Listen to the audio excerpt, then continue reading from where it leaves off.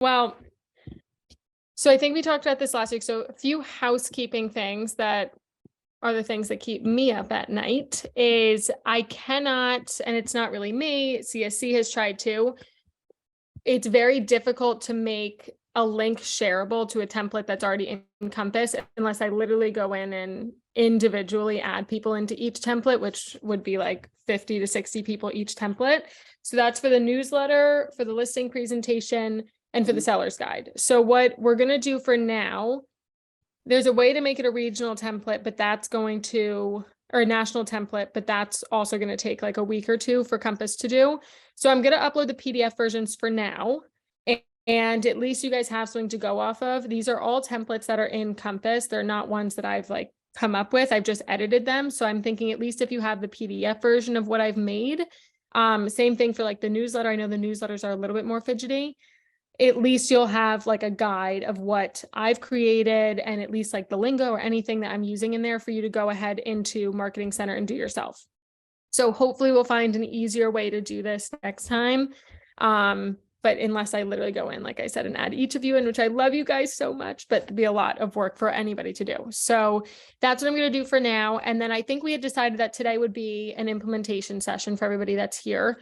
And I thought that that might add up kind of like nicely because at least I'm here for you. So if any of you wanted to choose any of those tasks and you could share your screen, or I think you guys can share your screen or I can share it. And if you come up to any roadblocks, at least I'm here and I can help you through it. Does that sound good for everybody? And then we'll do buyer's guide next week. Yes. No. Yes. Okay, great.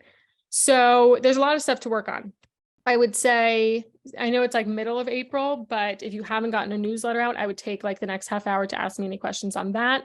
We can use this as like a mastermind session too. If anybody has something in a newsletter that's worked really well, you can work on your listing presentation. You can do anything like that.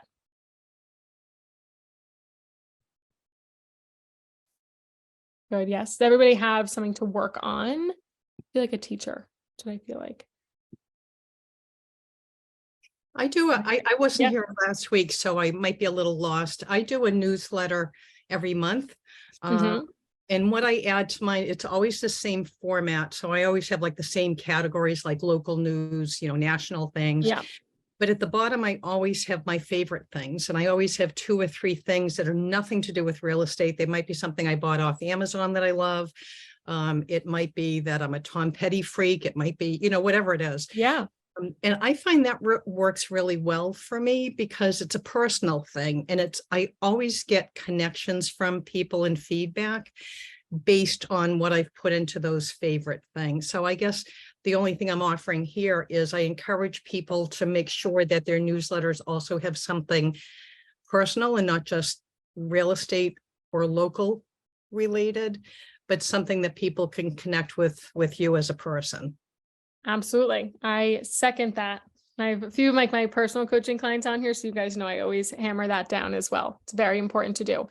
And that's like also why I'll give you my version, but and I think this is something like I used to do too with coaching. It's like, okay, whatever Kate shares, whatever Chirag shares, or whoever your coach is. I mean, for all of you guys, it's Chirag, but I say this to people all the time. It's like, you don't just have to take exactly what they do and mimic every single part of it. Like, take it as inspiration. What I do is not going to work for everybody else. I see things all the time. I feel like as a person, I'm just a big mosh pit of a bunch of different things that I've liked along the way. And especially as a real estate agent, like a little bit of my mom, I'm very different from my mom. So, it's all those different parts. So take the parts you like. If you see something on mine where you're like, I would never say it that way, great, say it your way. So if you have these PDFs, hopefully that will be helpful in itself, but great point on the newsletter. I do the exact same thing for the first, if you probably scrolled down on my April one, until you got down to the bottom, all you saw was that it was Corinne's birthday and that I'm a freak and I threw a dog birthday party for Greta. And that was kind of more a part of it. And actually, because of that, we have dinner with a client on Sunday night, just because they said you're a freak. And I'm like, I know. Thank you. Thank you. Thank you. So it's a good point. Just make it personal, especially if like that's your personality, like it is mine. Leslie, what's going on? And I'll apologize in advance for my cat because she'll probably make noises while we're talking. Oh yeah, you're telling me. Okay. She's 20, sure. So she gets wow. Anyway, my question is about buyer and seller consults, when you have them do your questionnaire, which I get, and I've started using something similar and it's totally great, but how do you use that to facilitate, if you do, the process part of the discussion? Because especially I find with buyers, and if they're first time buyers, you know, there's a lot of process. And I used to do a very process heavy consult, but I think that was really boring for people, but they need to know the process. Yeah. I really honestly, I don't know if there's like a one way answer, because I do that part differently. If I can tell, I try to like gauge with people, like if they're already overwhelmed enough as is, I'm not going to go and jump the gun on there and say, okay, this is the whole process. I also feel like the process, yes, like all in all, the process is the same, like you know, everything's the same about it, but it's really going to depend on when are they bidding. Like if they're bidding right now, the way I explain the process is going to be a little bit more fast paced to somebody. Like I just had to do this yesterday when I was at a house, and I had like both sets of parents there. And it was just like 8 of us all looking at me and trying to like explain this in a way where I'm like, yeah, your kids are going to have to go like $250,000 above ask, waive everything and all of that. And it was good. They actually pulled me aside. They were like, you're one of the best agents we've ever spoken to, and who explained it well. So I did a good job, but it's really going to, you know, differ on that. And these were not people who were supposed to find their house in 1 week with me. They were like 6 months out. So we hadn't really talked about that process. And that's like another point. If I don't feel like somebody is going to be, you know, having any part of this process, we call it, besides looking through a collection for the next 3 or 4 months, then there's really no point in us talking about the process. Let's talk about it when we get there. But they do always get like my buyer's guide, which is something I was going to share today. I'll share it next week, but it's the same part of it that's in that neighborhood guide that I shared weeks back. Try to keep it really simple so that they at least know what to anticipate. Vice versa, if I have a client who's, let's say, take the same exact scenario, they're not going to buy for 6 months, but they're a Kate and they just want to have control over every single thing that's happening, then yeah, I would definitely want to go through that process with them just so that they know what to expect. If somebody's coming from another market where it could be different, or if they're searching in multiple markets, like a lot of the time people will be looking in Long Island, Connecticut, and Westchester, and New Jersey too. So all those processes are very different. So I like to explain that so that they can kind of keep, you know, themselves organized in that sense. So it really depends. I would say gauge your client, and a question I'll always ask is just, do you have any questions after we talk about all of that, and kind of see where they lead the conversation. And if I feel like they're talking a lot more about the process and they're really stressed out about that, I have some people who want to get pre-approved like right off the bat. Great. Then like that's where the conversation is going to go. But I do think having that buyer's guide that I'm going to share, and you guys have like pretty much the majority of it, just load them up with information so that they have it. But I just make sure that everybody knows you don't have to know all of this. There's not a test at the end of it. Just, you know, take what you can today. It's a lot of information. It can be overwhelming. And, you know, when we get to that stage, I'll get back to over explaining the process at that point. That's helpful. It's interesting in our market because we are not a lawyer place Yes. where you know there's attorney review and all of that. And at the same time, I would say at least, I'm in DC and Maryland, at least half of my clients are attorneys, probably more. Yes. So that's Yes. very interesting. So for you, and like, this is why I always say, I feel like a lot of what I've created has like been sparked from experiences, more so me being like, hey, I never want to go through that experience again. So is there anything I can create that might bridge that gap a little bit more? So for you, it could be something like an FAQ, and especially for attorneys, especially for somebody who has, there's no attorneys on here right now, we're all good. Like they have an ego. And I know that, like when I go to work with attorneys, it depends on their age, it depends on their practice, depends on all of that. But I know for a fact that they're going to be very fact driven. They're not going to be very emotional most of the time about the process. So if you can create something like that, even if it's just for your attorney clients, if you really have that many of them, create an FAQ that would answer a lot of the questions that they seem to always be coming to you with. And I always say this, I learned this from my mom. It's like the best line ever. I'm sure you already know this, but I just want to hear myself say it. And I phrase everything like that. And it takes the whole thing about who's this 23-year-old I interviewed 4 other agents trying to tell me I know what I'm doing. It works every single time, specifically with, I think, that type of demographic. So think about coming up with a sheet like that you can just pop in there. And a lot of the time, I think also with somebody like that, they can be an attorney. It can just be somebody who has a big ego. I actually have really good friends who are attorneys, so I'm not going to crap on them. But you do want to kind of think like, okay, what is the personality of somebody? And is it somebody who wants to ask the question. I find a lot of the time that people are like embarrassed to ask a question, and they don't do this every day. So if you have something written down with answers, maybe it would make the process go a little bit smoother. That's when a lot of bumps come up, is like somebody didn't want to ask a question. They didn't want to tell you they didn't know. And then they acted like they knew and they made the wrong decision. So think about maybe putting something together like that. All right. What's everybody else going to work on? I know for a fact, and maybe the people without their cameras on are actually working on something. What's everybody working on right now? Do we all have questionnaires done? Newsletters? What else do we have? Listing presentations. You could start putting together a buyer's guide and then kind of compare it to mine. I'm working on a local hands. book. Yeah. I'm working on a local book, a flip book about I'm on Cape Cod. So it's a flip book of all the different towns in Cape Cod that I can use for any buyers that I'm working with, or even an email signature or anything like that, that will just talk about, you know, the town, maybe how much of each town is rental property versus year round. And then each town will have like my favorite, or a list of restaurants, list of different things to do and things. It's just a guide. It's just a guide for the different towns on the Cape. I love that. That's what I'm working on now. Cool. I won't distract you. And I think that's like another good point. I'll just talk through this because that's what I do. I hate silence anyway. But something I've been really trying to focus on is like, if I learn something new, this was like a big growing point for me. I was like, oh, I know everything, like a couple years ago, and I was in it for like a year and a half. It was a complete loser at that time. Now I'm much cooler and I can admit what I don't know. So every time I learn something new, if it's like, for us, we're very school district oriented and like very town oriented, kind of like that. And things can change a lot, even if you just go like 2 miles over. So I've been basically just making like this big running Google Doc. I'm sure, knowing me, it'll turn into this great book one day. But right now it's literally just this running doc. I title it with whatever town or municipality I'm dealing with. And if I learn something new about a sewer discharge letter that needs to be needed in that, or if the town has to come in and issue like a CCO in a town, I just learned that, but that's because it's like a year ago, they just implemented that. Like we're dealing with like a lot of older homes in a lot of these towns. So they want to start coming in, making sure the sewer lines are all good, all of that. So any kind of like nuances to a market, I've been trying to track down.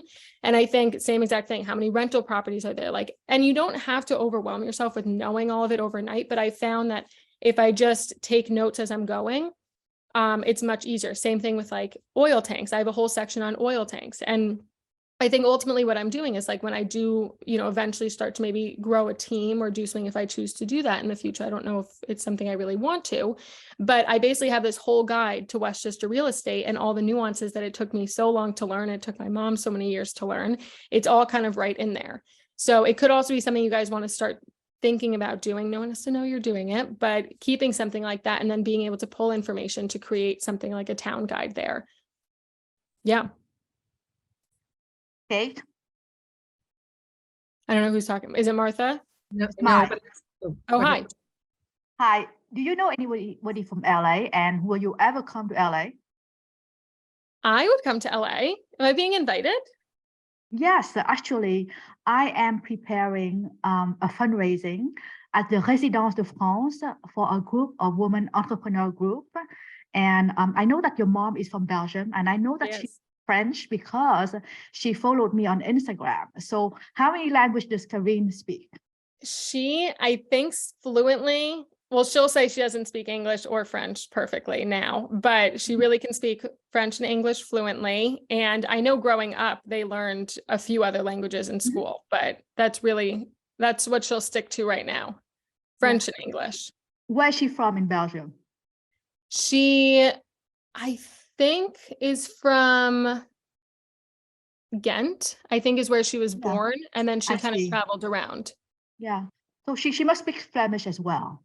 She spoke a little bit. That was something that they did grow up learning. Her mom did, for sure. And then her dad was from Poland. So I think he spoke Polish as well. So there's a whole lot. And I speak nothing. I speak English. That's it. Well, that's all I speak. She didn't teach me anything. You have time. You're still very young. But the Belgian and Luxembourg Chamber of Commerce will join as well. And so, do you know anybody of LA that I can actually, send, invitation to? I'm sure we can leverage our group for that. I'm sure there has to be somebody. I would use like workplace too. I'm sure we can get a crew together. Yes, actually, see. Compass is a French, connection, but we only They have do. 6 members. And then, yesterday Stephen was, doing like a session on like events, but I was because actually I was invited to every month we meet, and I was invited to West Hollywood in like a $3 million condo and decorated by a French, interior designer, which I actually will publish on Instagram later this weekend. It was very nice. So I was going to send like, the invitation to Stephen, who is in Newport Beach, and I'm going to ask him because we want like maximum attendance.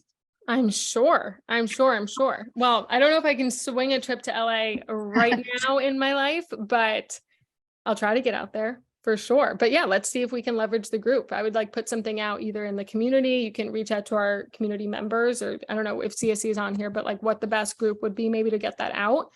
And then workplace. I love workplace. That's where I've met a lot of people. Yes, we also have chapter in New York, but it's actually, small right now. We're nationwide. And we have 106 members, and we have dentists, we have interior designer, we have like art appraiser. Oh, wow. Yeah. Well, I'll tell Corinne about it. She'd be all over it. Okay, then actually I will invite, I will send you and Karine, like my newsletter. Thank you. I would love that. Thank you. Would love that. Thanks for telling me about it. Martha, did you have something?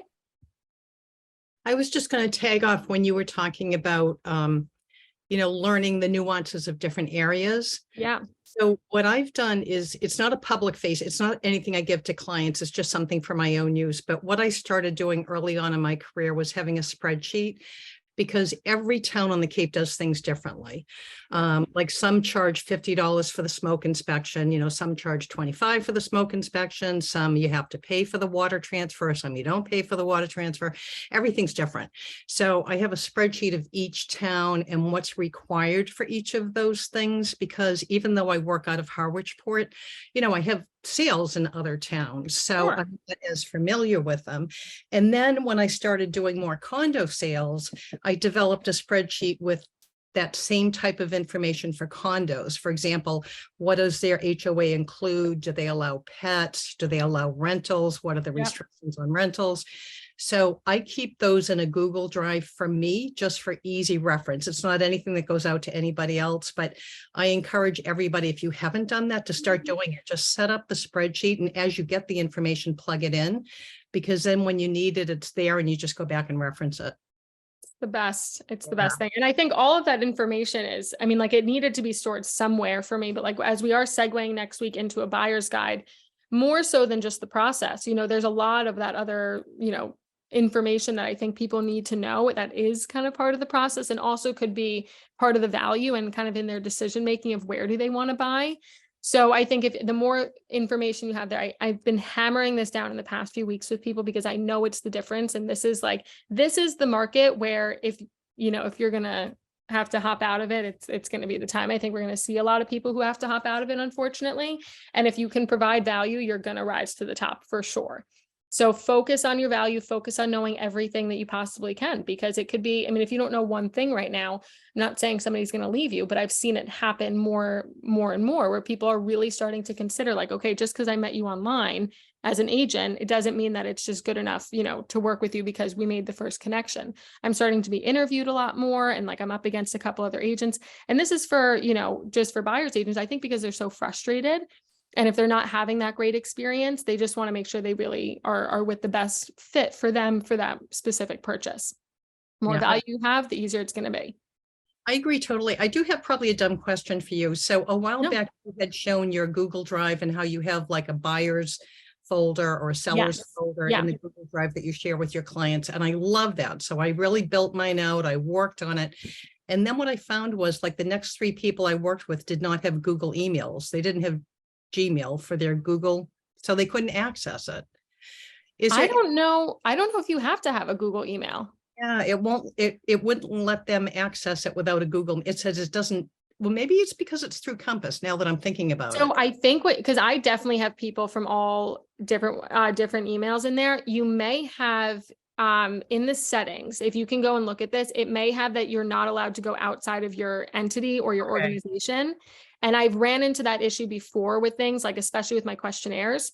Check on that setting, and it might even have to be like each individual folder when you set it up. Make sure that that's not clicked off because that clicked on, because I think that's the default is to have it on.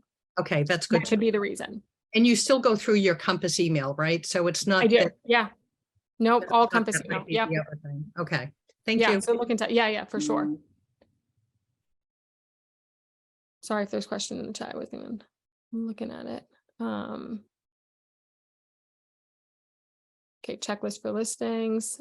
I had made this, and I think we just put it in there as well. Let me see if I have it up. So this was like that Google folder system for sellers. I had said I would make like a checklist.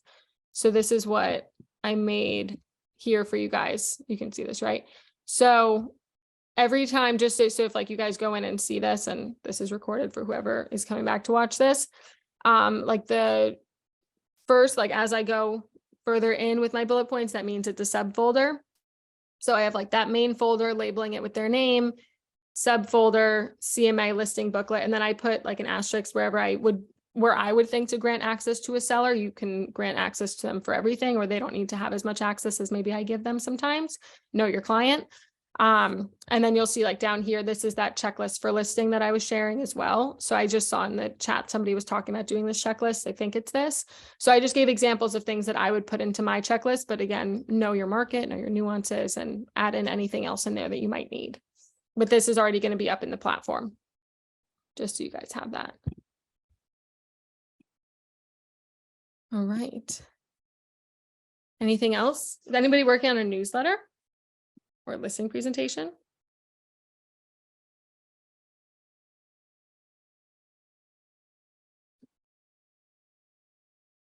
And it will be right under what, like the according session. So if that one will be under seller's guide, I believe, because that's what I talked about last week.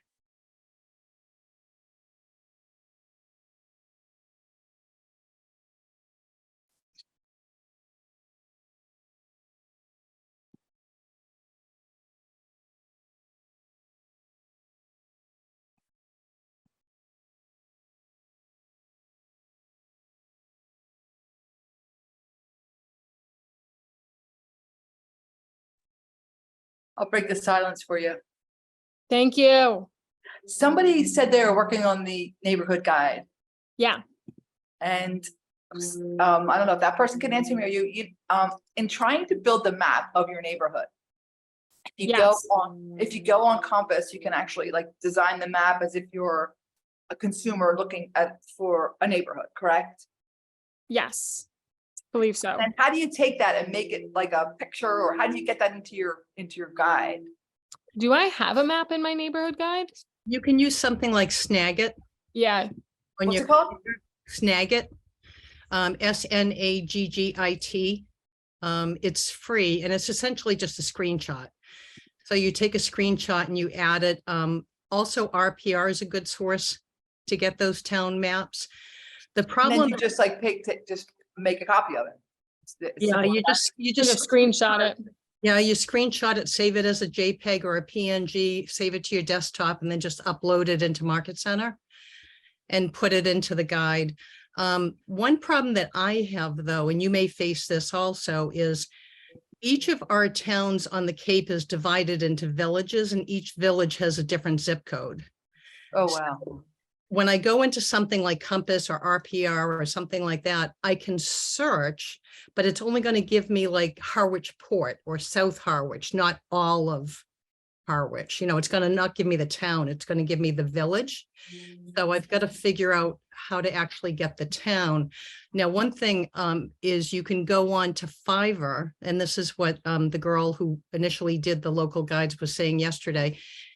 If you go on to Fiverr, Fiverr, that's a great website to outsource certain tasks. And she found somebody on there that was great for doing maps, and he did all these maps for her for all the towns, and it was only $86 to do all the maps. So she just communicated with him. So for me, it would be to say to him, I want all of Harwich, so include an outline of all of Harwich, not just each separate village. Okay, but there's lots of RPR is a good one. You can even do it on Zillow. But just remember that most of them, when you search, are going to break it down by zip code. And if you want that whole thing, you might have to use a resource like Fiverr and actually talk to somebody and explain what you're looking for, and then have them actually design it for you. Yeah, I would agree with outsourcing it. I don't know if you're talking about like actually making like a search or not in there, but I would agree. I would outsource it. I found like multiple maps of, Westchester will take, for example, on there that work enough, but my goal is to really be able, especially for like the markets that I cover very often, like let's say like the one I live in or the one I grew up in, that like even more so than just telling me what's, town or what village, whatever it is, like I want to be able to put on like where the town park is, where the camp is held, like some of like the favorite restaurants in town. So being able to outsource for that, and you don't have to do this all at once. Same exact thing with what I was saying before. Like if you just slowly start to build up this content and then are able to use it in there, maybe like you start with just one. Which market are you in, Donna? Philadelphia suburbs, Conshohocken mainly. Okay. So I would say like maybe start with like the overview of like maybe the big, like the radius that you cover that most people seem to fall into, and then start to kind of like go back in and you'll probably know too, like which neighborhoods do you tend to sell the most in? And then maybe you start with those and you start to actually put in like your own kind of flavor onto it, because I think that's again, like the part that sets you apart. People are always asking me, like I've had to make like kind of like janky maps of just like, oh, like go here, this is where it is, or like this is my favorite restaurant, but then you have to circle around this way to like get to it. So if you just make like maps like that for yourself, that you even like that you can use at open houses, that you can just give to people, they can just be used for so many things. Even if somebody was like, I need to spend $1,000 over the next 2 years for me, like having somebody build out all these maps, I think they're so valuable to people when they come in. So get somebody to do it is probably the way to do it. Yeah. And Fiverr, I would agree with, is a good one. I've heard a lot of great things. They're Cool. very All right. inexpensive. Yeah. Donna, if you want a sample of the guide, email me and I'll be happy to send it to you. Oh, sure. What, And it's editable. Okay. I'm sorry, what? You'll put your email in? No, I was going to say, just email me. It's just martha.knapp@compass.com. I'll send it to you, and it's an editable version. So you can just take the template and change it. Oh, cool. Thanks. You're welcome. So great. Corinne's calling. Does that mean it's 12:30? Probably. All right. Well, I think this is like a good session. I'm happy we got Thank to like you. kind of talk about things a little bit more in depth. If you have any questions, rely on each other. I know sometimes like I'll get emails. I got an email from somebody yesterday. Hard for me to like get back to them right away, but leverage each other to like leverage the community. Cause Martha here has answered more questions than I have today. So no, it's good. Oh my God. You're just very well trained. That's what you get for coming on so often. I'll take you any day. That's because you're so good. Oh, that's so nice. I try. Is anybody else, by the way, getting allergies, or is like that just me? Oh my God. My allergies are like the roof today. Cause I feel like I walk by one of those trees and they're just like blowing right My onto me. skin around my eyes is like all raw, and I've decided that Yes. yeah, Ugh, it's all like red the and worst. It's raw. like throat. Yeah. And if someone's like, you look tired, I'm like, I have allergies and I'm tired. It's both on top of it. And don't say that to someone. I know. And just don't say it to me. Do I look like I'm in the mood? If somebody looks tired, let's say they are tired, do you think they want to hear like you look tired on top of it? I'm like, oh, great. So I feel like crap and I look like crap. That's what you're saying. It's like, great. Thanks so much. All right. Well, you guys are good. Next week we will go and do buyer's guides, and we'll kind of I'm going to do the same kind of way I did it with the sellers, like not just the buyer's guide, but also what else I like to include in there. And any questions there, we can just go on. I think we'll have enough time to do that. And then, like I said, I'll upload all the PDFs of everything. So at least you can start working on that. And then any other questions, you just let me know. Okay. Bye guys. I'll talk to you soon. Thank you.